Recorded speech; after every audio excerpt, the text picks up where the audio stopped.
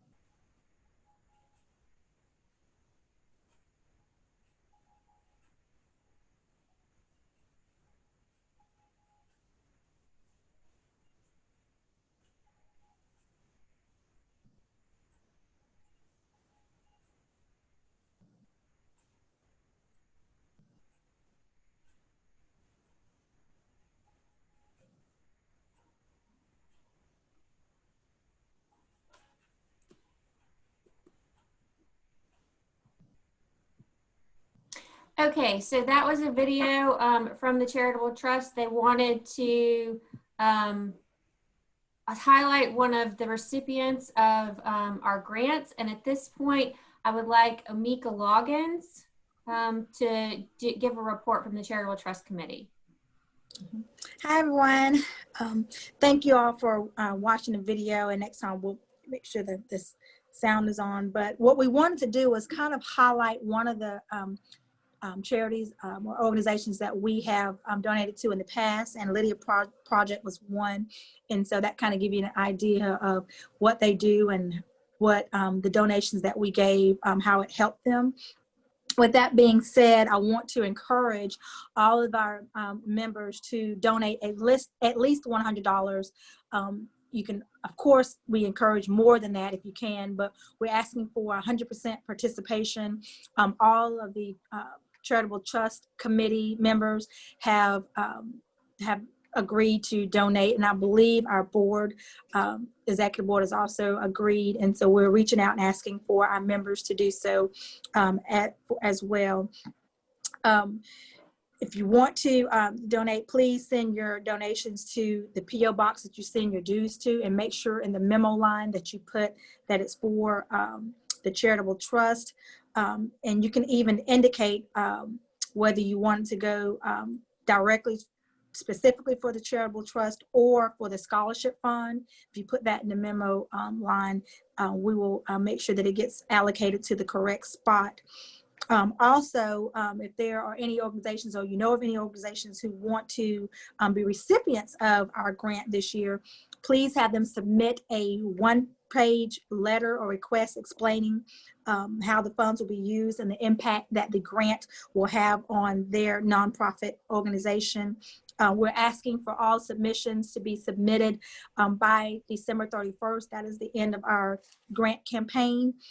They can send it to me as one of the co-chairs at my email address, which is ologins@augustaga.gov. And I believe that information is put out through the emails and as well as any other information from the organization. And so we want to encourage you all to do that, particularly in this time. If we need it, it's more than now than it's ever needed.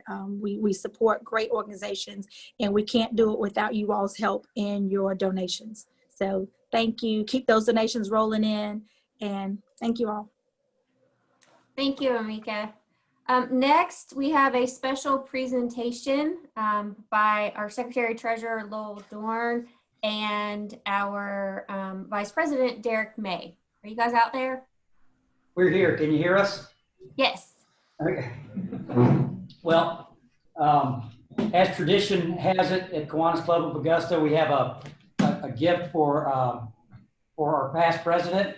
And so Jeff Aslan is here. We're all spread out in this room. But Jeff, I just want to say on behalf of the Kiwanis Club of Augusta, thank you for probably one of the more unusual years in the history of the club. But thanks for your service and thanks for all you've done. All right. To keep my distance, I'm going to slide it down to you. All right. Woo! Thank you very much, guys. All right, I'm going to open this joker up. See what we got. Don't let it jump out, man. Do I have to feed it and water it? When you have to water it, I have to water it. Oh, man, that's nuts. All right. Big box. All right, there we go. I don't know if y'all can see this or not, but can you see, Martha? I can. Unboxing. Woo. It's like a YouTube unboxing video. Wow. Jeff Aslan, President of Kiwanis Club of Augusta 2019-2020. Very cool, guys. Get the deer antlers on there. That's tough. Thank you very much. It was a fun year. We're looking forward to an even more fun year this year. Thanks. Okay. Thank you so much, Jeff, for your service. And thank you to Derek and Lowell for arranging the special socially distant presentation. We really appreciate it. Okay, a couple other announcements I want to just make sure you're aware of. The first is that we are beginning another fundraising drive for the Samuel Tyson Scholarship Fund. Our member, Tenant Houston, is in charge of this, and I want to read a statement from him. The Kiwanis Board authorized a permanent named educational scholarship to be established within the Kiwanis Club Charitable Trust upon the approval of the board of contributions of $25,000 or more. These funds are held in designated accounts at the Community Foundation of the CSRA and allow scholarships to be awarded annually to students selected by the committee in the name of the club and the honoree. In the past, such scholarships have been established to honor members Bryce Newman, Bob Dennis, and Rudy Bowler. The trustees recently authorized a scholarship to recognize the contributions of the late Sam Tyson to the club and to the Augusta community. Sam was a member of our club for 35 years and president of the club in 1999. He chaired the state Kiwanis convention in 2019 and recently won the Hickson Award. He was a tireless worker for many charitable organizations, holding leadership roles in the Methodist Church, the United Way, Historic Augusta, the Red Cross, and many other organizations. Sam was a dedicated Kiwanian and a good friend to many club members. This year, as you consider your charitable giving, please consider making a contribution to the Sam Tyson Scholarship Fund. This information will be sent out in Kiwan Notes where you can know where to send your contributions. Next, I want to do, again, our sort of history lesson. Today, I have a couple or several little tidbits I want to highlight. So I'm calling this my Southern style history lesson. So the America's first public library, the first publicly supported library in the nation was established in Charlestown, South Carolina. The General Assembly of South Carolina confirmed the establishment of the library by an official act on November 16th, 1700, but even before that date had appropriated funds for the purchase of books for the new public library. The next Southern style bit of history is not as happy. This is Sherman's March to the Sea. After leaving the decimated city of Atlanta on November 16, 1864, Sherman led his troops on a destructive campaign which concluded with the capture of the port city of Savannah on December 21st. It is known for its boldness as well as its sheer destruction inflicted on the South, both to its industry as well as military targets, effectively destroying the Confederates' capacity to wage war. As a happier memory from Atlanta and November 16th, today the Coca-Cola bottle is one of the most recognizable containers in the world, but a century ago, nearly all Coca-Cola bottles looked the same. To distinguish its product, Coca-Cola launched a competition to design a new bottle that was both distinctive in its presentation and feel. The winning design, patented by the Root Glass Company of Terre Haute, Indiana, was patented on November 16, 1915, and it sought to inspire inspiration from Coca-Cola's ingredients. However, the bottle's fluted contour shape was modeled after the chocolate pod. Coca-Cola Company adopted the bottle design in 1916, but the original prototype was never manufactured because it was top-heavy and unstable. The first commercial Coke bottles debuted with a wider base and a slimmed-down contour shape, and the silhouette is so unmistakable that in 1961, the United States Patent and Trademark Office gave it trademark status. And then, in listening to the news this morning, I couldn't help but hope that today will go down in history as a turning point in our battle against COVID-19 with the announcement of a second vaccine by Moderna with a 94.5 effectiveness rate in phase 3 trials. It gives me hope that we will be able to resume our in-person meetings in the relatively near future. Speaking of resumption of things we want to return to, we are going to have the attendance prize again. So the board has voted to resume the attendance prize. And since a virtual bottle of wine would not be all that much fun, today we are giving out a $15 gift certificate to Toast Wine and Beverage. So I will mail it to the winner, who then can go to Toast Wine and Beverage on Furious Ferry and pick out the beverage of your choice. So in a way, this is better because if you preferred white wine and someone brought red wine, or you preferred beer and someone brought wine, now you can choose for yourself what you want, and they have a fabulous selection at Toast Wine and Beverage. So what I'm gonna do is ask our speaker to tell me their favorite number between 1 and 25. 8. Okay. Okay, Charles Esposito, you are the winner of the Toast attendance prize. So I'm going to send this out to you in the mail, and we will continue to do this as we meet virtually. So please come back to our meeting so that you will be able to win your very own gift card. So at this point, I'm going to ask Troy Lanier to introduce our speaker for today. Troy? Our speaker for today is Ms. Heather Thies of the National Museum of the Mighty 8th Air Force. And if you're not familiar with that museum, it's an excellent military museum. It's one of the hidden gems of Georgia as far as things to go and do and see. It's not as well known as it should be, but it's very, very well done. If you've been to the World War II Museum in New Orleans, it has kind of a similar feel. But you don't have to go to New Orleans to get there. This one is this museum is located only 2.5 hours from here, outside of Savannah in Pooler, Georgia. Just a few interesting things about the 8th Air Force. It's probably best known for its World War II bombing campaign in Europe, which actually was the single longest military campaign of World War II. And one of the things I think is not as well known as it should be about the 8th Air Force is it suffered one of the highest casualty rates of any unit in World War II. For example, of 350,000 servicemen in that unit serving in England, 26,000 died. In 1943, only 1 in 5 members of the bomber crews could be expected to survive a 25 mission tour of duty. And another way to put it in perspective is that the 8th Air Force lost as many men, actually more men, than the U.S. Marine Corps in World War II. And it's one of the most important and vital military units of the Allied war effort. There is an excellent museum dedicated to the memory of their sacrifice that's close to Augusta.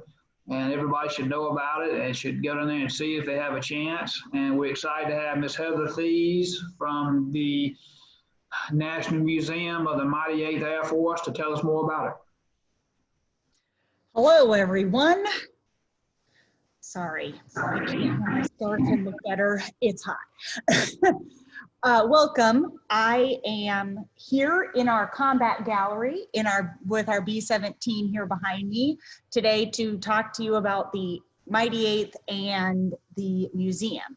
The 8th Air Force was created here in Savannah on January 28th of 1942.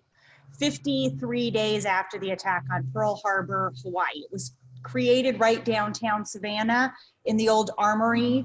It is now an American Legion Hall. And 7 men with, bought to move to England a couple weeks later in February. These 7 men who were assigned to the 8th Air Force to go start building it up had to buy commercial airline tickets to get to England because all of the bombers and planes that the United States Army Air Force had to stay in case we were attacked again. And so they buy commercial airline tickets, they get over to England, of course having to stop quite a few times to get gas, and they will meet with the RAF, the Royal Air Force, and start planning out how the 8th is going to grow, where it's going to be located. Basically, we're going to use England in a way as an aircraft carrier. And the 8th Air Force will start by borrowing a few airfields from England, from the Royal Air Force, and then we will just basically rent a bunch of farmland and start building airfields. And the 8th will grow from 7 men with no planes and no airfields to the largest, most powerful Air Force on Earth, with over 350,000 men having served in the 8th in World War II, thousands and thousands of planes, and approximately 100 airfields. It kind of varies throughout. Some are there, then they're closed, and there's more opened, and so it's about 100. And like Troy said, the 8th will lose more men than the entire United States Marine Corps, with over 26,000 members of the 8th will be killed. Over 28,000 members of the 8th Air Force will be captured as prisoners of war, which is about 2/3 of all the Americans who are held as prisoners of war during World War II. Because of course the 8th is flying from the very beginning. The 8th will fly their very first mission, borrowing some things from the British on July 4th of 42. And they will fly their first all-American everything mission on August 17th of 1942 with 111 men on 12 B-17s, like the plane behind me, except a newer, different version, an earlier version than this one. And the lead pilot on that mission will be then Major Paul Tibbets, who will of course go on to be Colonel Paul Tibbets and fly the second to the last mission of World War II, of course, with the 20th Air Force then in the Pacific in a B-29. But he was in the 8th Air Force in the very beginning of the war. And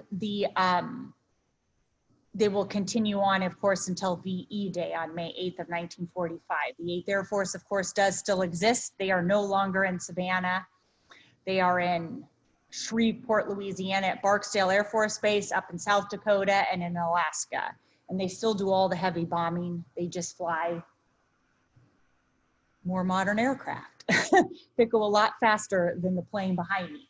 The B-17 behind me only flies about 150 miles an hour, fully loaded with bombs, bullets, and gasoline. About 300 miles an hour when it's not fully loaded. So it's a fairly slow plane by today's standards. Now, the museum itself is here in Savannah because, of course, this is where the 8th started. A group of men, veterans from the 8th Air Force, led by General Lewis Lyle, for years and years decided, they started getting together for reunions in the 1980s and decided there really needed to be a central meeting place that honored these men, and of course, especially those who lost their lives in the 8th Air Force. And they couldn't decide where to put it. And then, so they had some different feelers out, and they decided to do Savannah because this was the birthplace of the 8th, and then Chatham County basically gave them the land, which made it even better. And so here is the museum. The museum will be 25 years old, May of 2021. So we're a relatively new museum in comparison to the 8th, which is over 75. It's almost 80 years old, the 8th Air Force is. So the museum has been here a while. We're 90,000 square feet. So we're a very large museum. I mean, you have to be large to have a giant plane in the middle of it. We are actually open right now for business. We are closed today, Mondays, which is why I can do this down here today. And we are open otherwise Tuesday through Saturday from 10 to 5 and Sundays from noon to 5. And of course, you're supposed to, you have to wear a mask and that sort of thing. We do some school tours and adult tours still, if they call to book. But most schools aren't touring right now, or adult groups for that matter, really. We've had a few Army groups come in, a couple of private schools, a JROTC group here or there. But for the most part, it's just regular visitors coming in to see the museum. So we are just continuing on with this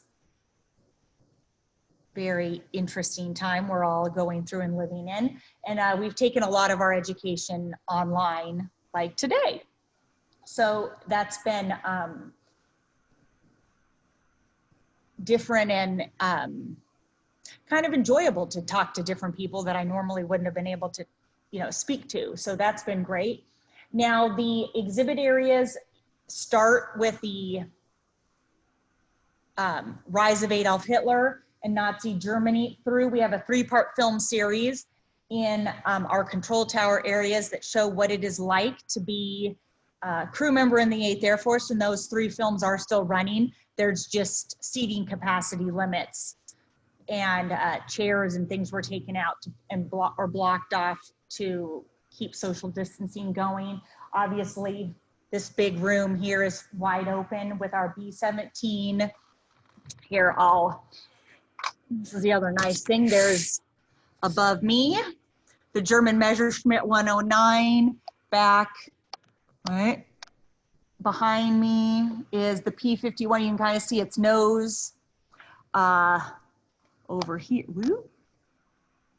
there is a model of a B-24.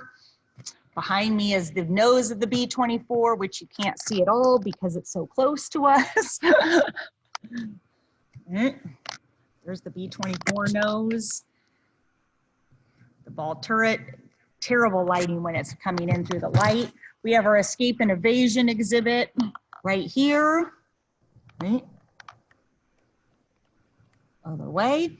There's the escape and evasion exhibit honoring those brave French, Dutch, Belgian civilians who risked their lives to help total strangers and hide them from the Nazis and sneak them to freedom. So that's one of my favorite exhibits because it was made and designed to look just like a house, like they would have lived in. And we change it according to the season. So right now we have it decorated for fall. And then our POW exhibit, I'll come this direction, honoring those over 28,000 members of the 8th who became prisoners of war. There it is right there. our Polish exhibit to the Polish Air Force, who flew with the British. There's our POW camp right there. Vern and Otis are playing chess, drinking out of their Klim can mugs. Mac is over there writing a letter and listening to his illegal radio that he made from confiscated and different things he traded for. Here's the front of our escape and evasion house here. And it kind of its fall decor. We're about to decorate it for winter and put out our snow, our fake snow and Christmas decor, and how they would have celebrated the best that they could to try to keep life as normal as possible. So it's a lot of, by Christmas decor, I mean it's all nature inspired, you know, using bows of evergreen and that sort of thing like they did back then. And then here is the nose section of our B-17 behind me. Now the B-17 had a 10-man crew, 4 officers up here in the nose section with our navigator at those 2 smaller windows, bombardier in the front, pilot and co-pilot, of course, up in the top in the cockpit. Behind them is the top turret gunner. He's a sergeant. Ball turret gunner, tail gunner, and 2 waist gunners. They're all sergeants as well. And they're purposely at the rank of sergeant so that if you are shot down because you had an extremely high chance of being shot down in the 8th Air Force, especially 42 and 43, your chances of coming back from a mission are basically, you know, 1 out of 3. 1 out of 3 is shot down and taken as a prisoner of war, and 1 out of 3 is sadly shot down and killed. So the chances of, you know, making it through your 25 required missions is basically almost mathematically impossible. And so because of that and the high instance of being shot down and taken as a prisoner of war, everybody on a plane is a sergeant or an officer, because the Germans being the Nazis are very, of course, rank conscious, and they do basically follow the Geneva Convention, which states that if you are a sergeant or above in rank, you will not be put to work. And they basically follow that. Of course, with the 28,000 members of the 8th Air Force, there's different stories, you know, and everybody has a different story, but on the whole, they weren't put to work. So that is why they did that. They had officer camps and sergeant non-commissioned officer camps. The life was, the officer camps are, of course, a little bit better. They have a little bit more food, more Red Cross packages, that kind of thing, than the non-commissioned officer camps. Life, when I say it's better, it's still horrid. You're still a prisoner of war. You still don't have a lot of food. You're gonna lose a lot of weight. You know, it's miserable, freezing cold conditions, but it is better than the non-commissioned officer camps as well. These men, it gets really bad after the invasion, you know, after D-Day, and really in 1945, once the Russians are coming in from the east, the Western allies are coming in from the west, pushing Germany back into Germany. And, you know, there's just no way to get food to these men anymore. The Red Cross can't get the Red Cross packages because the train lines, the bridges, everything is destroyed. And so everybody in, you know, is very, very hungry, losing huge amounts of weight. They're moved and marched across Germany to get away from the incoming Russians at some of the prisoner of war camps, and that really makes life miserable. You know, they're infested with lice and fleas, and they're freezing, and you know, they're marching with terrible boots and holes in their shoes and no place to sleep. And absolutely, that is when it's really, really miserable, is 1945, winter and spring of 1945 for all of the camps. And then of course they're liberated as ground armies come along and find them and deloused, fed, not a lot, because they had to, you know, be on a special diet still so that they didn't get sick after not having any real food for so long. And then they will be, of course, liberated and eventually end up going home in June of 45, typically on a hospital ship. they are all brought back to America, mainly, of course, New York, to the harbor there, and then sent home. And then after the war completely ends with the surrender of Japan in August of 1945, then they don't have to worry, because some of them had only flown, some of them were shot down on their first mission. So technically they didn't have enough points to go home and not serve anymore, even though they'd been prisoners of war. And so they were, of course, very relieved after the surrender of Japan, knowing that then they didn't have to retrain on a B-29 and be sent over to the Pacific theater of war. So they were some of the biggest celebrators of the end of the war, because that meant they didn't have to go. A lot of them were in, I believe it's South Dakota, getting ready to retrain. And so needless to say, this small town in the middle of nowhere, South Dakota, had one of the biggest VJ Day parties of the whole nation because they were all really relieved that the war was over. So that's really kind of just a very general overview of the 8th Air Force and what it's like. We have a whole lot more exhibit space and exhibitry, but that is really kind of it. We are still open, so come visit. Come at Thanksgiving, Christmas. We got lots of space. You can really spread out. Just don't come on Monday, any other day. Does anybody have any questions? Yes, I do. Mm-hmm. Thank you so much for sharing this with us. I haven't been, but I certainly am going to go now. I have two questions. One, Sure. you mentioned a couple of different kind of bombers, and you mentioned one fighter. So one of my questions is, how many different kinds of aircraft were in the 8th? I'm sure they had things like transport aircraft and supply aircraft. That's one question. Second question is, a tremendous number of pilots were needed, of course, in a big hurry. About how long did it take to train a pilot who didn't know how to fly one of these things? A shockingly small amount of time, I'll be honest. Okay, the first question is, there's the B-17 and the B-24 are the two types of bombers used by the 8th Air Force. The war was going well in Europe by the time the B-29 is ready, so the 8th never has a B-29. It's all B-17s and B-24s, and it's mainly B-17s. There's 3 air divisions in the 8th, and 2 are B-17s, 1 is B-24s. So the poor B-24 guys are always saying, well, the B-24 flew in the 8th too. Yes, but it's mostly B-17s, and it had, as everyone likes to say, a better PR agent, the B-17. It also took a beating better and would keep flying, versus the B-24 was a little more finicky and exploded easier. So there's 2 bombers in the 8th, and there are 3 fighters. The P-38, which doesn't turn on a dime, it turns on a mile. It's a great plane, but it really takes a while to turn and has some issues. So they use it more for weather recon and other recon, and not as much for missions.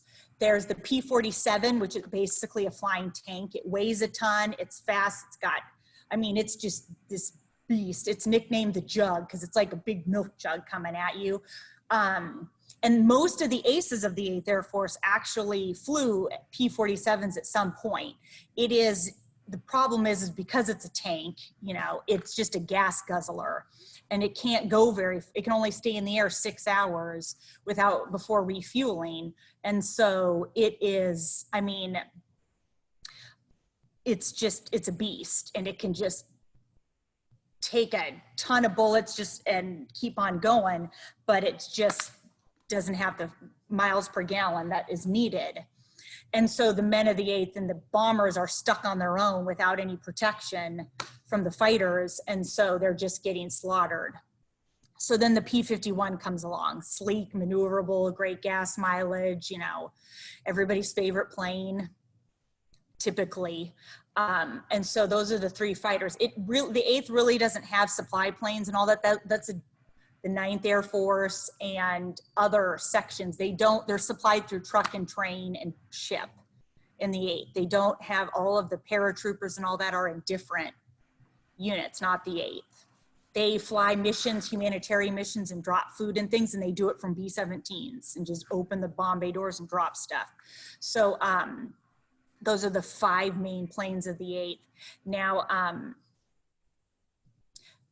pilot training was not long. That is why they fly missions. They fly missions during the day so that they can see the target to drop, but also because a lot of these guys don't know how to fly at night. They don't have, you know, night training really.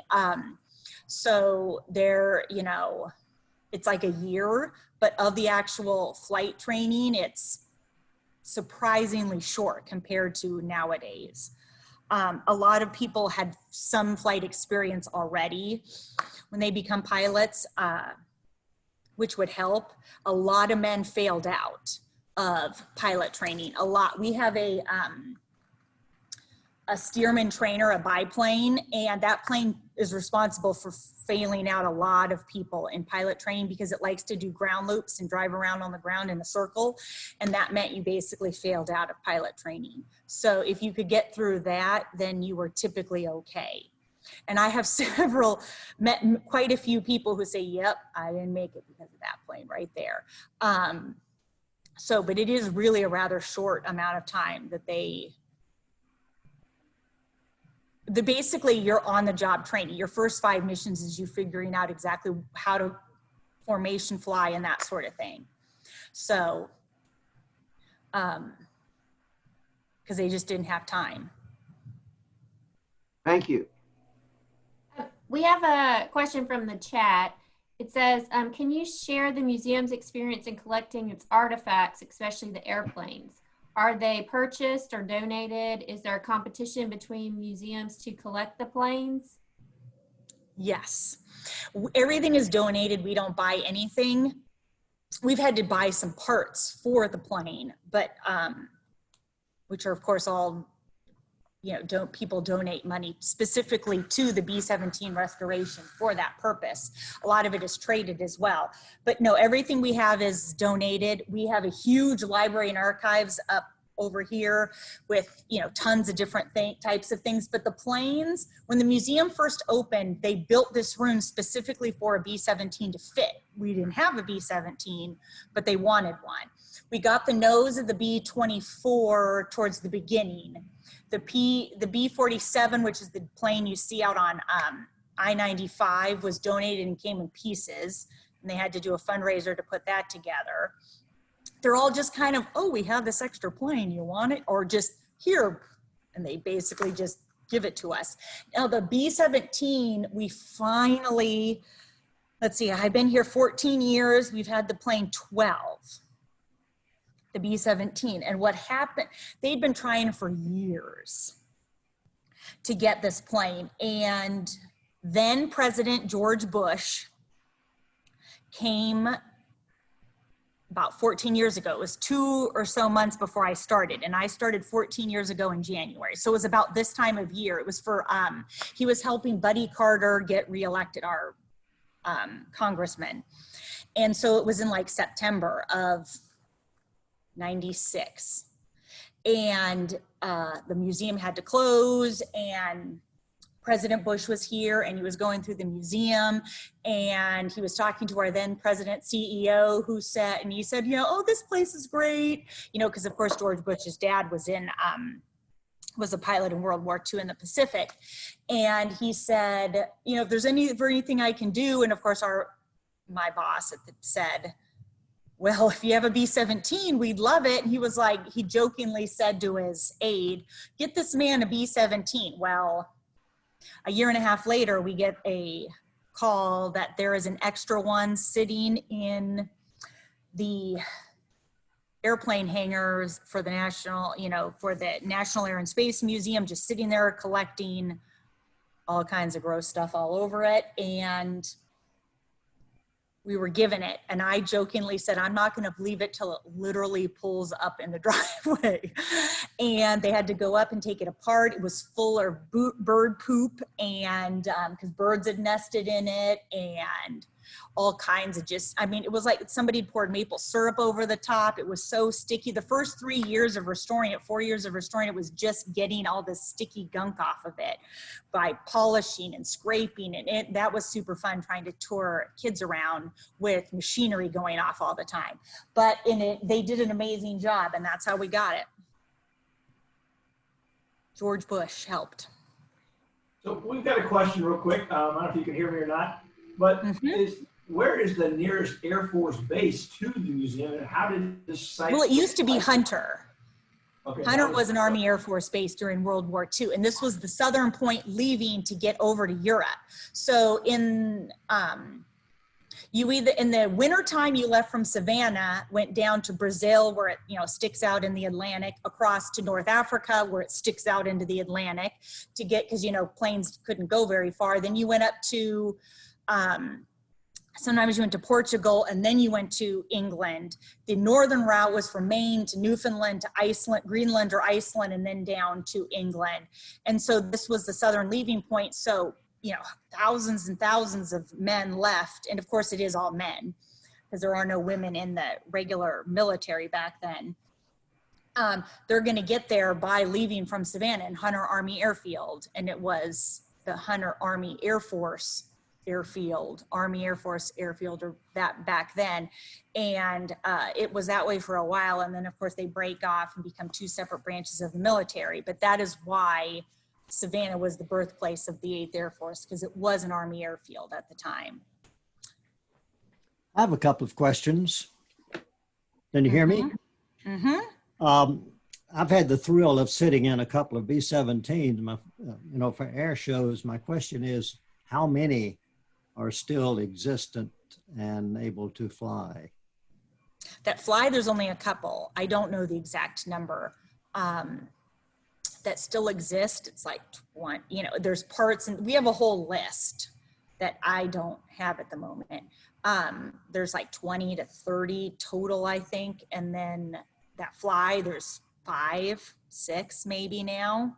So it's not a lot. Our plane is restored down to, their goal is to make it look exactly like it would have if it was flying a mission. So it has, every seat, everywhere, you don't fly in it. So anyone that you've gone into flying, because I have flown in one, it's very different. Ours has, you have to squeeze around the ball turret inside and duck under the top turret gun. It even has those little paper cup dispensers that they had. The radio actually works. Soon, their goal is to get all the turrets to move through a plug-in device for power. If one goes down now, can you sit in the plane?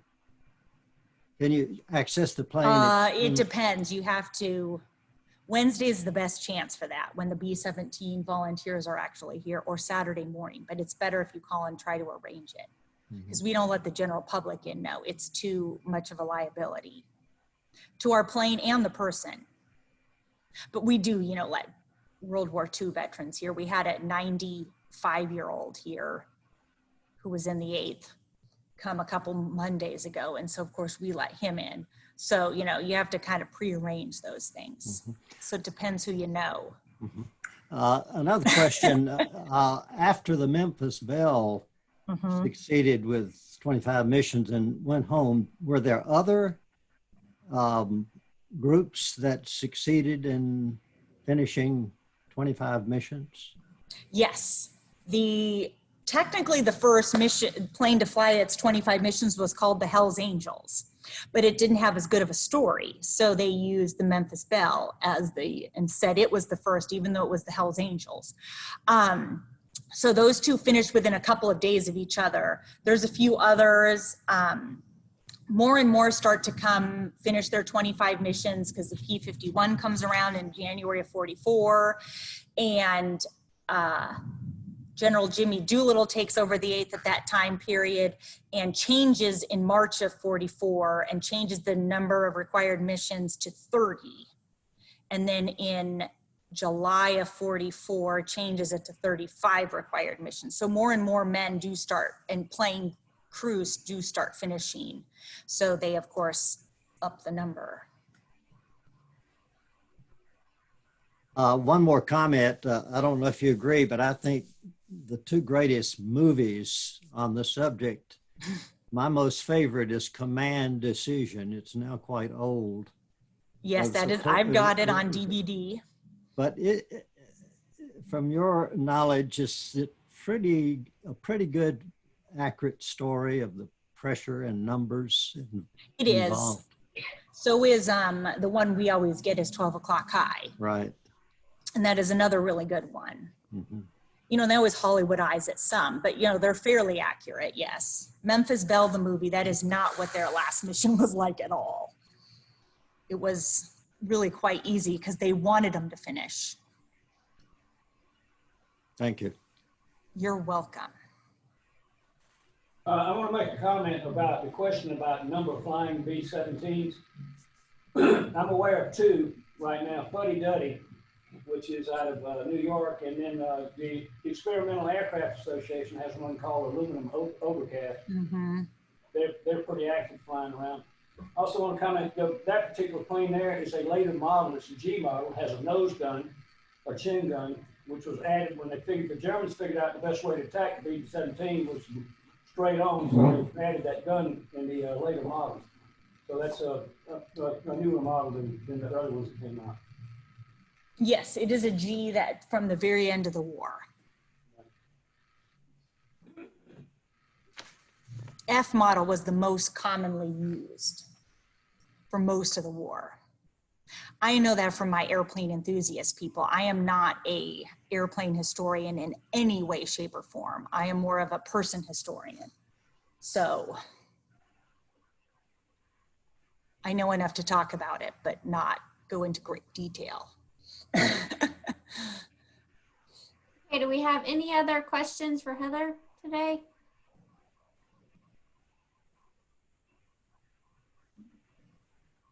Okay, well, thank you so much, Heather. I will say there are a couple comments in the chat about how the museum is well worth the trip.